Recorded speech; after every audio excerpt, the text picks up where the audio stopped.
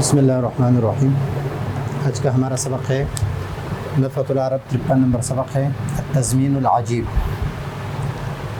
تضمین یہ فن علمی بدیع جو ہم پڑھتے ہیں مختصر معانی میں، تلخیص میں اور دروس بلاغہ میں۔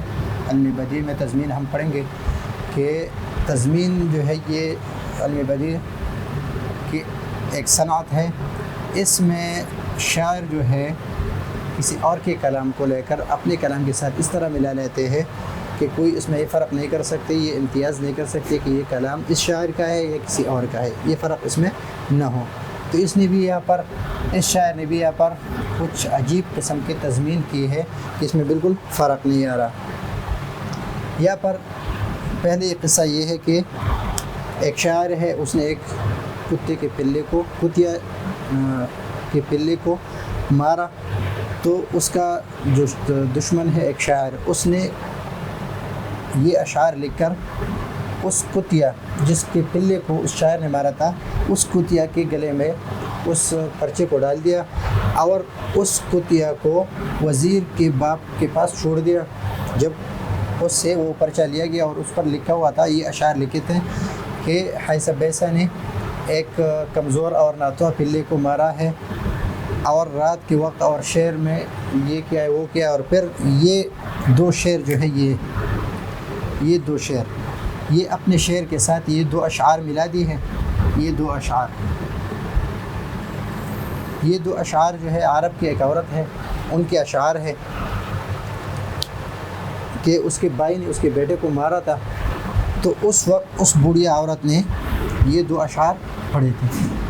تو اس شاعر نے ان دو اشعار کو اپنے اشعار کے ساتھ اس طرح ملایا کہ یہ پتہ نہیں چل رہا ہے کہ یہ اشعار کسی اور کے یا اسی کے ہے، اور اس اشعار میں یہ تضمین کی ہے کہ جو کتیا کہ جو پلہ ہے، اس کو حیث بیسا جو شاعر ہے اس کے لیے بانجا بنایا ہے، اور کلبت ان کو حیث بیسا کے لیے بہن بنایا ہے کہ یہ کتیا جو ہے یہ اس کی بہن ہے، یعنی اس کی مذمت کی ہے عجیب طریقے سے۔ تو اس میں تضمین یہی ہے۔ اب یہاں پر التضمین العجیب، التضمین العجیب یحکا، حکایت کی جاتی ہے ان حیث بیسا، حیث بیسا جو ہے یہ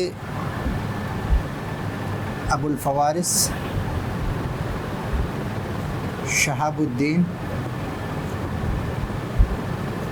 سعید ابن محمد ابن سعید، یہ ایک شاعر ہے، اور 574 میں سن 574 میں یہ فوت ہوا ہے، متوفی ہے، اور یہ فقیہ بھی ہے لیکن طبیعت پر شعر و شاعری سوار تھی، تو اس وجہ سے یہ شاعر بن گیا حیث بیسا۔ ابھی حیث بیسا کا نام اس کا کس طرح رہ گیا؟ تو حیث بیسا کا معنی عربی میں ہے، اگر آپ کہیں کہ وقع القوم فی حیث بیسا، حیث بیسا، حیث بیسا کا معنی ہے فی شدت و ضیق، تنگی میں اور سخت پریشانی میں مبتلا ہوں لوگ، تو اس وقت یہ الفاظ کہے جاتے ہیں کہ وقع القوم فی حیث بیسا، سخت تنگی اور پریشانی میں مبتلا ہوں۔ تو اس کا یہ لقب کس طرح رہ گیا؟ تو یہ ایک مرتبہ لوگوں کو دے گا کہ لوگ شدید تنگی اور مصیبت میں مبتلا ہے، تو یہ آ کے یہ الفاظ کہیں کہ ما للناس فی حیث بیسا، کہ یہ لوگ کس طرح تنگی اور اس میں مبتلا ہے، تو لوگوں کو پتہ نہیں تھا کہ حیث بیسا اس نے استعمال کیا، تو یہ حیث بیسا اس کا لقب ہی رہ گیا۔ اس لیے کہ آپ نے سنا ہوگا کہ بعض مرتبہ اس طرح ہوتا ہے کہ جس بندے کا جو تکیہ کلام ہوتا ہے وہ اس کا نام رکھ دیا جاتا ہے، مختلف علاقوں میں مختلف نام رکھے جاتے ہیں، تو اس کا نام رکھ دیا حيث بيسا، حيث بيسا، أن حيث بيسا الشاعر بدل مبدل منه، قتل یہ ان کا اسم ہے، مبدل منہ بدل، اور یہ دونوں مبدل منہ اور بدل یہ اسم ہے کس کے لیے؟ ان کے لیے. قتل جروہ. ابھی جروہ جو ہے یہ ہر درندہ جو ہے، جتنے درندے ہیں یا کتا ہے، بھیڑیا ہے، شیر ہے، جتنے بھی ہے سب کے بچے کو جروہ کہتے ہیں. چھوٹا بچہ جو ہوتا ہے اس کو جروہ کہتے ہیں.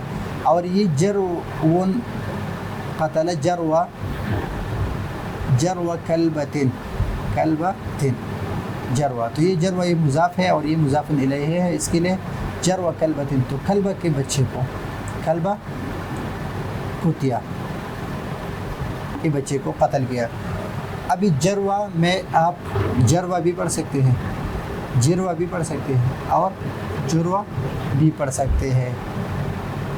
اس کے جروہ کے جمع جو ہے وہ جراء بھی ہے، جراء، اجر بھی ہے اور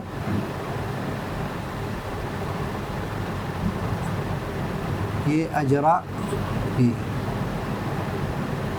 اجرا یہ بھی جمع ہے. اس کا جروہ بھی پڑھ سکتے ہیں، جروہ بھی پڑھ سکتے ہیں اور جرو، تینوں طرح پڑھ سکتے ہیں اس کو. اور جروہ جو ہے یہ صرف آپ کتے کے بچے کو نہیں بلکہ جو چھوٹے میوے ہوتے ہیں جب چھوٹے چھوٹے شروع میں نکلتے ہیں تو اس کو بھی جروہ اور جروہ اور جروہ کہہ سکتے ہیں. اب یہاں پر کچھ نام میں نے لکھے ہیں کہ ہر ایک کے لیے تو ہم یہ بھی کہہ سکتے ہیں کہ ولد القردہ، ولد الخنزیر، ولد الفار، ولد الفرس، ولد الاسد، ولد الدب. لیکن عربی میں اس کے الگ الگ نام ہیں. جس طرح ولد القرد کو ہم کہتے ہیں قشہ، قشتن. ولد الخنزیر کو کہتے ہیں خنوسن. ولد الفار کو کہتے ہیں درسن. ولد الفار کہتے ہیں، فار کہتے ہیں چوہے کو، چوہے کے بچے کو درسن کہتے ہیں. چوہے کے جو چھوٹے بچے ہوتے ہیں اس کو درسن کہتے ہیں. فرس جو گھوڑا ہوتا ہے، گھوڑے کے بچے کو کہتے ہیں مہرن، مہرن. ولد الاسد شبل. ولد الدب دیسم. دب جو ریچھ ہوتا ہے اس کو دیسم کہتے ہیں. اور جروہ یہ ہر درندے کے بچے کو آپ جروہ کہہ سکتے ہیں. ابھی یہاں تک اس نے قتل کیا حیث بیسا نے کتے کے بچے، کتیا کے بچے کو قتل کیا. تو فأخذ بعض الشعراء، شعراء میں سے کسی نے کس کو لیا؟ کلبتن، کتیا کو، کتیا کو اٹھایا. وعلق، علق يعلق تعلیقا، باندھنا، گلے میں لٹکانا. علق فی رقبتها، رقبتها، رقبتها یعنی الکلبہ، کلبہ کے گلے میں ڈال دیا. کس کو؟ رقعتن، رقعتن پرچی، پرچی ڈال دی. وأطلقها الکلبہ، اور اطلق میں فاعل کون ہے؟ شاعر. بعض الشعراء یعنی شاعر. عند باب الوزیر، وزیر کے باب کے پاس اطلق چھوڑ دیا. کس کے باب کے پاس؟ یعنی وزیر کے دروازے کے پاس اس کتیا کو اس شاعر نے چھوڑ دیا. کس کے بعد؟ جب اس کے گلے میں ایک پرچی لٹکائی. فأخذت، اخذت، اخذت فعل مجہول. الرقعۃ یہ نائب فاعل. فأخذت الرقعۃ تو یہ پرچی اس سے ہٹایا گیا یعنی لیا گیا. فإذا مکتوب فیہا، یہ اذا جو ہے یہ فجائیہ ہے، فجائیہ، یہ فجائیہ ہے. لا عمل لها من لا عمل لها، اس کا کوئی عمل نہیں ہے. اور یہ داخل ہوتا ہے کس پر؟ جملہ اسمیہ پر، صرف جملہ اسمیہ پر داخل ہوتا ہے. اور اس کے بعد اس کو ہم کہتے ہیں مبتدا خبر، اور لا محل لها من الاعراب، اس کے لیے اعرابی محل اعراب کوئی نہیں ہے. یعنی اس کو ہم فاعل، مفعول، مبتدا یا مفعول به، مفعول فیہ کوئی چیز بھی نہیں بنا سکتے. یہ اذا کے بعد، اذا جو ہے فجائیہ ہے، اس کا کوئی عمل نہیں ہے. اس کے بعد یہ مبتدا خبر ہے، اور اس مبتدا خبر جملہ اسمیہ خبریہ ہے. اس کے بعد آئے گا جملہ اسمیہ خبریہ، اور اس کا کوئی محل اعراب نہیں ہے. ابھی یہ اشعار جو ہے، یہ 3 اشعار، یہ اس شاعر کے ہیں جو حیث بیسا کے دشمن ہے اور اس کی مذمت کرنا چاہتے ہیں. یا اہلا، یا حرف ندا ہے، اور یہ منادا ہے. اور منادا کیا ہے؟ منادا مضاف ہے. یہ مضاف، منادا مضاف ہے. تو منادا مضاف ہو تو اس کو ہم منصوب پڑھیں گے. بغدادا، یہ غیر منصرف پڑھیں گے اس کو، اس لیے کہ عالم اور ثانی سے اس میں. یا اہل بغداد، اے بغداد کے لوگوں، ان الحیث بیسا اتا بجرأت، اس نے جرأت کی ہے. اتا بجرأت، ایسی جرأت کی ہے. یہ موصوف، اور آگے اس کے لیے صفت. البست ہو، کہ اس جرأت نے پہنایا ہے اس حیث بیسا کو، بیسا کو العارہ، شرم. فی البلد، بلد یعنی فی بلد بغداد، بغداد حیث بیسا نے ایسی جرأت کی ہے کہ اس جرأت نے اس کو شرم کے لباس شرم کا لباس پہنایا فی البلد، اس شہر میں، بغداد میں. ابدا شجاعت،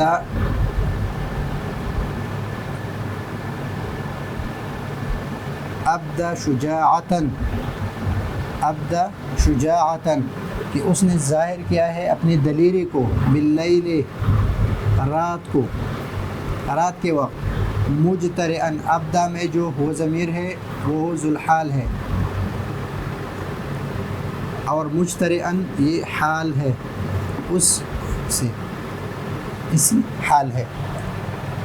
ابھی یہ جریون، جریون، یہ جریون، یہ جرون کی تصغیر ہے، تصغیر. جرون یا جرون، جریون، جریون، جریون ہے، لیکن یہاں پر حرف جر ہے، اعلیٰ. جریون، ایسے پلے پر، ایسے چھوٹے پلے پر. ضعیف البطش، کہ وہ حملہ نہیں کر سکتا، حملے میں کمزور ہے. والجلد، اور قوت دکھانے میں بھی کمزور ہے، یعنی کمزور اور ناتواں پلے پر، کمزور اور ناتواں پلے پر. یہ جرأت، شجاعت دکھایا ہے، اور یہ جرأت کرتے ہوئے کس پر؟ جرون ضعیف البطش والجلد، کہ اس کو مار ڈالا ہے. تو جب اس کو مار ڈالا ہے تو اس کی معنی ام الجرو،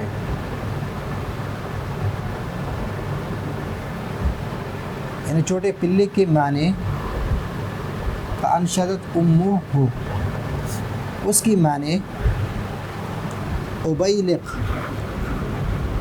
ابیلق، ابیلق، یہ ابلق کی تصغیر ہے. ابلق، ابلق ہے، ابلق کی تصغیر ہے. اور ابلق کہتے ہیں چت کبرے کو، یعنی جو دبے دار ہوتا ہے، جس میں دبے ہوتے ہیں. تو اس کی معنی اس چھوٹے سے پلے کے خون کو رب واحد اور صمد، جو یعنی اللہ تعالیٰ کی درگاہ میں ثواب کا ذریعہ سمجھتے ہوئے، اس کے بعد سمجھنے کے بعد اس نے یہ اشعار پڑھی. انشدت، انشدت یعنی یہ اشعار پڑھی، یہ 2 اشعار. حالانکہ یہ اس کتی کے بچے نے نہیں پڑھے، بلکہ یہ اس لڑکی کے معنی، یہ اشعار بری عورت کی ہے کہ جس کے بائی نے اس کے بیٹے کو قتل کیا تھا تو اس نے یہ اشعار پڑھے تھے، لیکن اس نے ان اشعار کو اس کتیا کی اشعار بنا دی، اس کتیا کی اشعار بنا دی کہ یہ اشعار کس کی ہے؟ یہ اس کتیا کی ہے۔ اقولو کہ اس کی ماں کہتی ہے کہ اقولو میں کہتی ہوں للنفس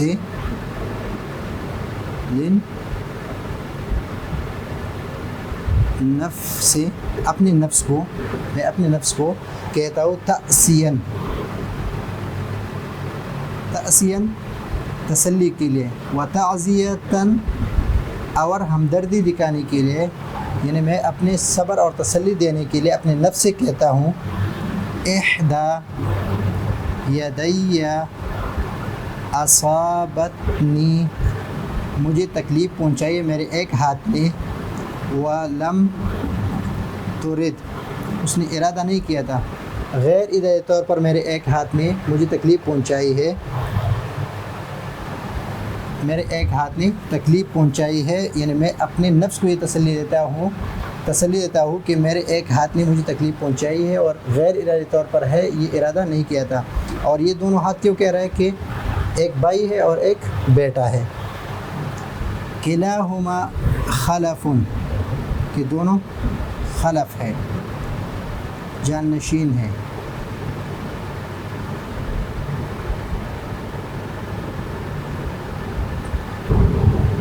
یہاں پر یہ خلف ہے، خلف میں اگر آپ نے دیکھا ہوگا تو بعض جگہ پر ہے خلفن، خلف اور خلف میں فرق یہ ہے کہ خلف جو ہے یہ الولد الصالح کو کہتے ہیں، اور خلف کہتے ہیں الولد الطالح، نافرمان اولاد کو خلف کہتے ہیں اور فرمان اولاد کو خلف کہتے ہیں۔ کہ جو خلف، ہم خلف ہے، ہم خلف نہیں ہے، تو ہم خلف کا معنی یہ ہے الولد الصالح، اور خلف کا معنی الولد الطالح۔ سورہ قرآن کریم میں ہے فخلف من بعدهم خلف اضاعوا الصلاة واتبعوا الشهوات، تو وہاں پر فخلف من بعد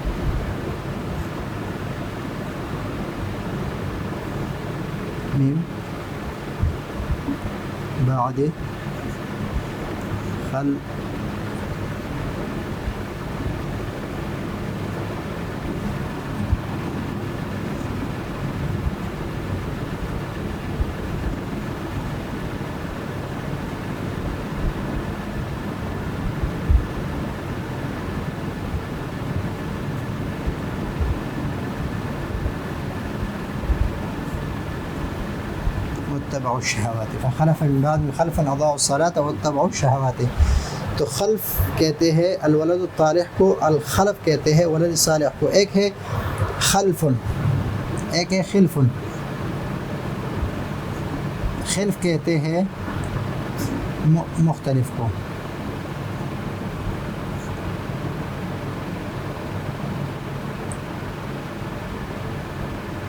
مختلف کو، الرجلان خلفان، دو مختلف آدمی۔ اور ایک ہے خلاف جو ہے اس کو، اور ایک ہے خلف، خلف کہتے ہیں خلف، خلاف کو، خلاف کو بھی کہتے ہیں، خلاف المفروض کو بھی کہتے ہیں، اور یہ المحال فی علم المنطق بھی کہتے ہیں۔ اور اس کے بارے میں ہم منطق میں بار بار پڑھ چکے ہیں کہ یہ خلف ہے یا خلف ہے، خلاف المفروض ہے، اس کا کیا معنی ہے، یہ ہم تفصیل سے وہاں پر پڑھ چکے ہیں۔ تو خلف اور خلف میں فرق یہ ہے کہ کلاہما خلف، ایک دوسرے کے جانشین ہے، نیک ہے، من بعد صاحبہ، من بعد صاحبہ، ایک دوسرے کے، صاحبہ یعنی ایک دوسرے کے، بھائی ہے تو یہ جانشین ہے میرے بیٹے کے، اور میرا بیٹا جانشین ہے میرے بھائی کے۔ हाज़ा अख़ी, ये एक मेरा भाई है, हीन अदऊहु, जब मैं उसको बुलाऊँ, वज़ा वलदी, और वो मेरा बेटा है, ये मेरा भाई है और ये मेरा बेटा है। हाज़ा अख़ी, ये मेरा भाई है, हीन अदऊ, जब मैं उसको बुलाऊँ, वज़ा वलदी, और वो मेरा बेटा है। तो यहाँ पर ये अशार बुढ़ी औरत की है, लेकिन इन अशार को इस शायर ने हैसा बैसा के लिए इस खुतिया की अशार करार देकर खुतिया ने ये कहा कि मैं अपने नफ्स को तसल्ली देता हूँ कि इहदा यदैया, कि मेरे एक हाथ ने, यानी हैसा बैसा ने तकलीफ़ पहुँचाई है मुझे, लेकिन हैसा बैसा ने इरादा नहीं किया था। कि लाहुमा खलफुन, यानी हैसा बैसा और ये छोटा सा पिल्ला जो है, ये दोनों मिन बाद खलफुन, दोनों एक दूसरे के जानशीन हैं। मिन बाद साहिब ही, यानी जरवा जो है हैसा बैसा की जानशीन है, हैसा बैसा जरवा की जानशीन है। हाज़ा अख़ी, ये हैसा बैसा जो है, ये खुतिया कहती है कि हैसा बैसा मेरा भाई है, और जरवा जो है वज़ा वलदी, और जरवा जो है ये मेरा बेटा है। यानी इस शायर ने इन अशार को इसी तरह बनाया है कि इसका मतलब अभी ये निकल रहा है। तो इस वजह से इसके कह रहे हैं कि ये तज़मीन अजीब है, कि अभी इस अशार का ये पता नहीं चल रहा है कि अशार उस बुढ़ी औरत की है या इस कुतिया की है। अगर बुढ़ी औरत की हो तो ये बुढ़ी औरत का भाई और ये बुढ़ी औरत का बेटा, यानी बुढ़ी औरत के भाई ने उसके बेटे को कत्ल किया है। और इस शायर ने इन अशार में ये दो शेर इस तरह लगाए हैं कि ये कुतिया की अशार बन गए हैं, ये कुतिया की अशार बन गए हैं, और कुतिया अपने आप को तसल्ली दे रहा है कि मेरे एक हाथ ने, यानी हैसा बैसा ने मुझे नुकसान पहुंचाया है, तकलीफ़ पहुंचाई है, लेकिन इरादा नहीं किया था। किलाहुमा खल्फुन, और ये जरवा और हैसा बैसा जो है एक दोनों के जानशीन है। और ये कुतिया कि इस शेर का मतलब ये कि हैसा बैसा ये मेरा भाई है, और वज़ा जरवा ये मेरा, ये उसकी मज़म्मत की है। किसने? इस शायर ने। हैसा बैसा जो शायर है ये फ़क़ीह भी है, और ये बहुत बड़ा फ़क़ीह है, फ़क़ीह शाफ़ी मज़हब है, लेकिन बहुत बड़ा फ़क़ीह है। लेकिन हर एक का एक दुश्मन होता है, एक हसद करने वाला होता है। तो उस शायर ने उसके ख़िलाफ़ ये अशार इस तरह बनाए कि बुढ़ी औरत के अशार को अपने अशार में इस तरह लगाए हैं कि इन अशार को कलबा के अशार को बना दिया, कलबा के अशार बना दिया है कि इस कुतिया की अशार है। तो ये है आज का हमारा सबक। अगले सबक के लिए इजाज़त चाहते हैं। अल्लाह हाफ़िज़।